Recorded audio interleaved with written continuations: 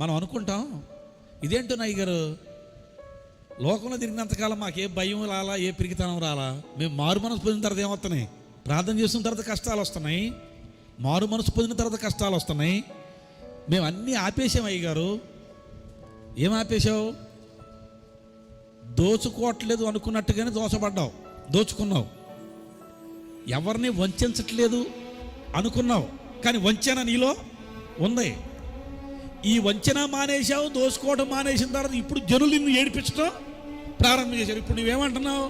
అన్నీ వదిలేశా, అన్నీ మానేశా, ఎక్కడికి వెళ్ళటల్లా, ఏది తింటల్లా, ఏది తాగటల్లా, ఎలా పడితే అలా జీవించడం. ఇప్పుడు నాకు సమస్యలు ఎక్కువైనాయి అంటే మనం దోచుకున్నది ఏం చేద్దాం? దాని శాపాన్ని అనుభవించొద్దా? ఆ పాపము యొక్క నివృత్తి జరగొద్దా? అందుకే యెహోవా, నీ కొరకు మేము కనిపెట్టుకున్నామయ్యా, మమ్మను కరుణించు. ఉదయకాలమున వారికి బాహువుగాను, ఆపత్కాలమున రక్షణాధారముగాను నీ వారికి ఉండు.